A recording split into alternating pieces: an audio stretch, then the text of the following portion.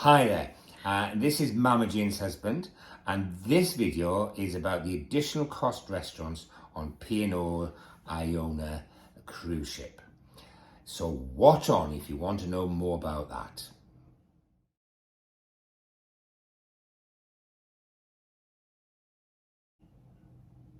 Well, he's just told you who he is. He's Mama Jane's husband, so that means, I suppose I must be Mama Jane, because I am married to him. Now, extra charge dining on cruise ships. Please don't say that the others are free. They're not free. You've paid, it's in your cruise fare, right?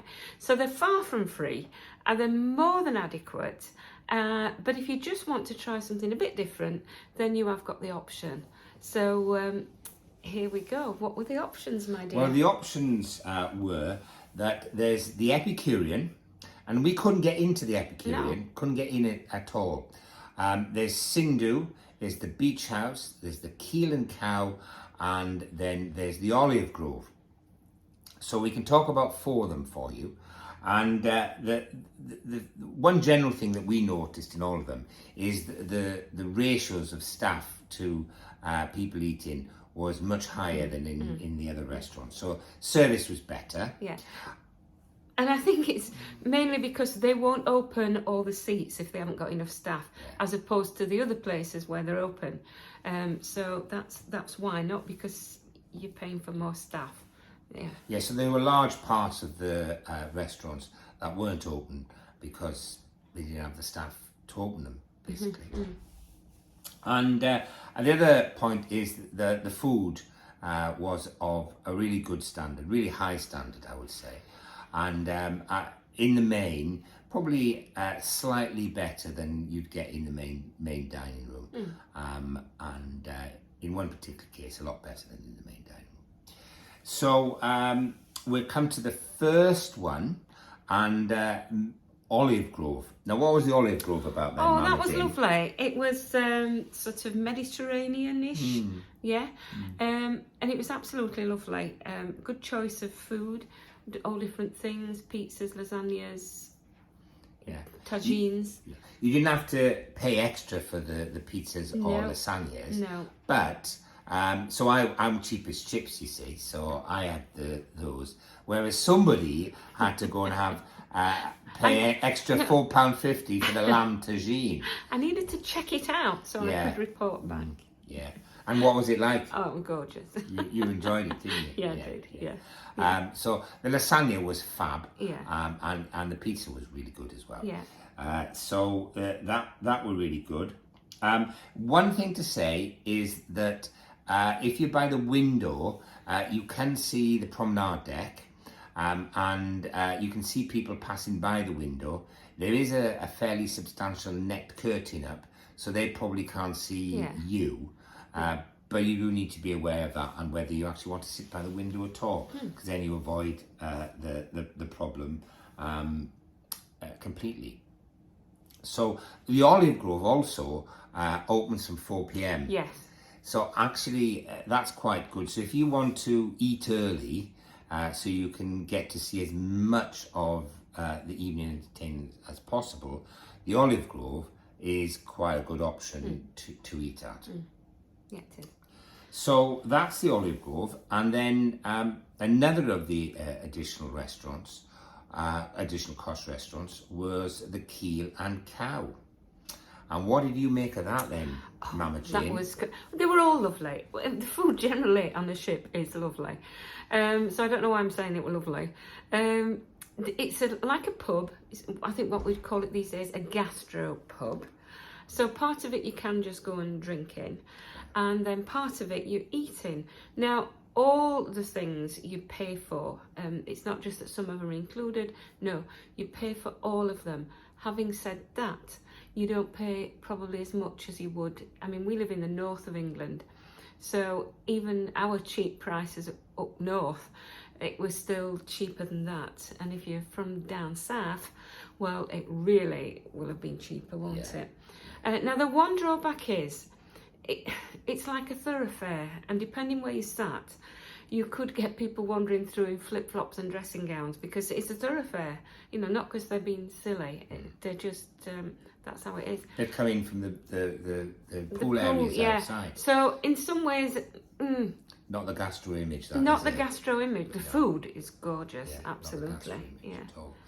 And just as an example, what we had to eat is that we had this shared starter where we had this some Tunworth cheese which they baked, and we had some foie gras dipping bread. Foie gras? Yeah, I think that's how you say it. Anyway, it was nice bread which we dipped in the cheese, and it was gorgeous, wasn't it? And it was 1,000,000 calories before we started. It was our week's calorie allowance. Only a week? Yeah, and then for the main course, I had a fish finger sandwich. Now, has to be said, Mama Jane's husband is a bit of a connoisseur of fish finger sandwiches. And in his opinion, the best fish finger sandwich is done with cheap white sliced bread, cheap fish fingers, and the key thing is that you butter the bread, and the butter melts when you put the fish finger in them, and then you squash it down, cut it, and eat it, and it's fab. Now, I've seen many failures where pubs have tried to elevate the fish finger sandwich, and they failed because it's not meant to be elevated. However, the fish finger sandwich I had at the Keel Cow was fabaroonie. It wasn't cheap sliced white bread with... It was ciabatta bread. Ciabatta. Ciabatta bread, is it, right? And they had haddock, and they'd made the fish fingers themselves. So they battered the haddock and everything, and it was posh. and it was surprisingly gorgeous, I have to say. So it's the first time I've seen somebody's attempt to elevate the humble fish finger sandwich be a success. So I really enjoyed that. And Mama Jane, I have to say, is a bit of a connoisseur of pork belly, aren't you? I love pork belly. Yeah. And you had some fab pork belly, didn't you? Yeah, it was delicious. Yeah. It was delicious. Delicious. Yeah. So the main courses were really good. And then we had a shared pudding at the end as well. And it was baked New York cheesecake with all sorts of things on it, and a pecan nut pie as well. It was pretty horrendous calories again, isn't it? Yeah. But we liked that as well.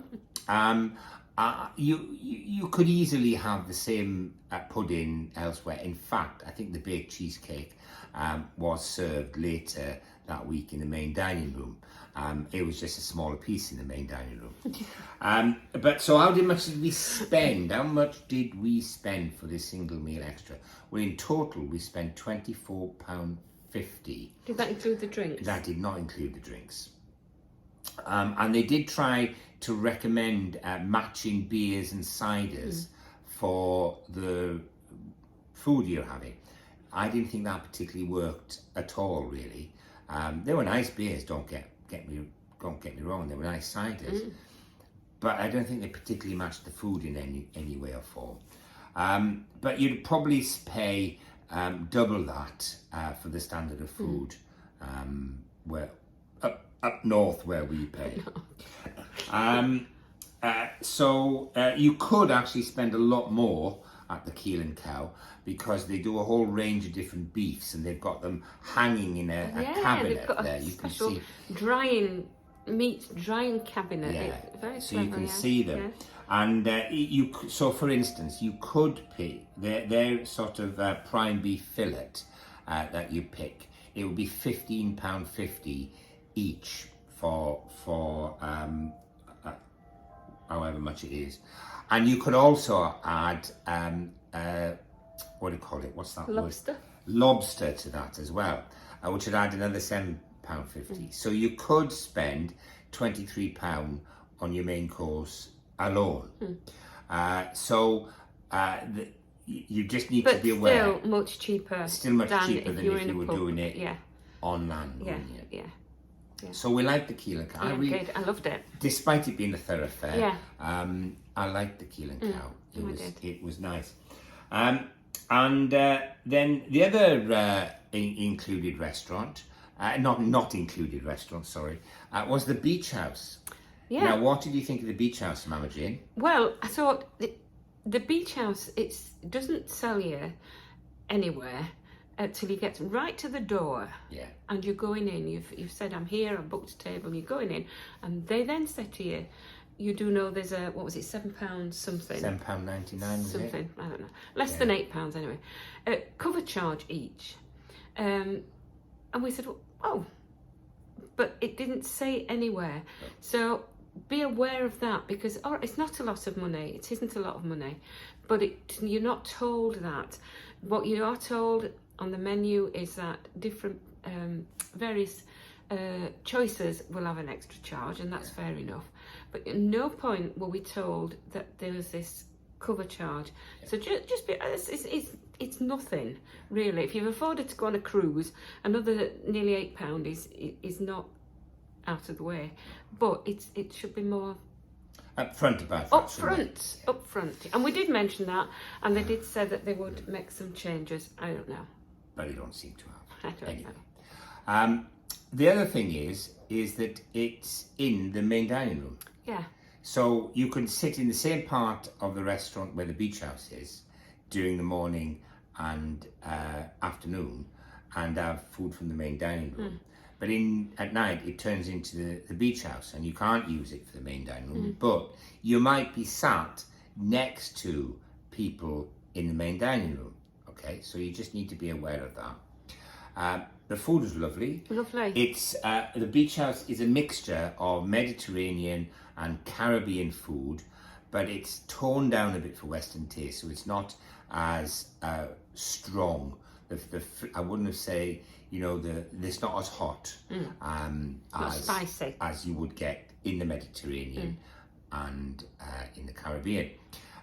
But we had some lovely meals there. Oh yeah, lovely. We had the most fantastic sunset sail away from Southampton while we were having our food. It was really fab. And I'm just having a look. It was some great food, wasn't it? Which we really, really enjoyed there as well. And then the last additional charge restaurant is the Sindu. And we left probably the best till the last, really, because what did you think of Sindu? Oh, it's lovely. Yeah, it wasn't your standard Indian type restaurant. No, it wasn't your standard curry house. Yeah. Right? Perhaps it was your standard Indian restaurant. But when you think of Indian, you just sometimes think of a curry house. Nothing like that. Yeah, there were curry, but there was so much else. Yeah. It was a seriously elevated. It's the in word, isn't it? It was seriously elevated, and again, I would say the flavours weren't toned down, but the spiciness and the hotness was turned down.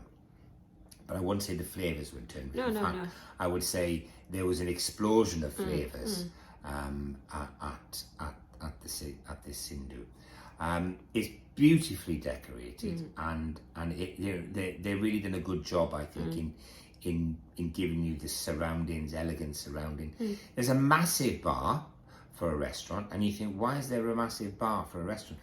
Well, actually, one of the best kept secrets, I thought, on Iona is you can actually go and just have a drink at the Sindu, and there's an area outside the restaurant which you're allowed to just sit and have a drink from the bar. Yeah. And I wish I'd known that earlier in the cruise, because it's quite a nice little area. Now, whether once they're fully functioning, I did wonder that. Yeah. Once they've got all the tables open in the restaurant. Yeah. Now, whether it changes then, I don't know. It might do. It might do. I did wonder that. But it's a massive bar. It is a huge bar. It's a massive bar for a restaurant. Yeah. And what did we have, and how much did we spend then? Well, we started off with some puffed flatbreads, and some pancakes as our starters, which we shared, and they were delicious, weren't they? They were really, really good. And then for all the main courses are served with rice, dal, vegetable, thoran, and Indian bread. And I had duck tikka, Malabari tandoori style, and it was duck is difficult to cook at the best of times. Yeah. Can end up very dry, and difficult to cook, tough sometimes really. Well, this duck was fab, and the taste were really, really good. And you went for lamb, didn't you? You went for lamb boona. And again, he warned you, didn't he, that it could be quite fatty, because it was lamb breast, the cut of meat. So he did say to me, "You are aware that this," and yeah, I suppose it was fatty, but it was beautiful. It wasn't slimy, well fatty. It was really lovely. Yeah. And then you had, being very British, bread and butter pudding, as your pudding, but it was with a Sindu twist, weren't it? And you're a bit of a bread and butter connoisseur, aren't you? He's the fish finger sandwich expert, and I'm the bread and butter pudding expert. Yeah. And you rated it. I rated it. It was lovely. Yeah, very nice. And I had some chocolate dumplings, which again were lovely, I thought. There were a lot of almonds in mind. Almonds. Yeah, we like almonds. So all in all, we spent £39.50 at the Sindu. I think if we'd had a similar meal, for one thing, you won't find many Indian restaurants of this style on land, I would say. Well, not where we live. Not where we live, live, anyway. And if you're wanting a hot curry, you know, the Sindu is not the place for you. If you want something that's going to blow your head off, and you know, a really strong curry, hot, then you're not going to get that at the Sindu. No. If you're looking at for Indian food with some really subtle tastes and actually an explosion of taste in your mouth sometimes, then this is good. So it would be at least twice the price, I would say, on land, if you can find a restaurant. It has made me want to look now for an Indian restaurant as opposed to a curry house where we live. Now we're about to go on to the Arcadia for another cruise, and they've got a Sindu, and I've been looking at the restaurant, the menu on there, and the menu on the Sindu on the Arcadia is completely different from the menu on Iona. So I do hope we can get into the Sindu on Arcadia so that we can compare. Yeah, so that'd be an interesting thing. Yeah. So there you go. 4 out of the 5 additional cost restaurants on the Iona we sampled the food at. We thought all of them was worth. Very good. Worth the extra pennies. And some, like Sindu, absolutely exceptional meal. So there you go. So it's a goodbye from me, and it's a goodbye from him. So goodbye. Goodbye.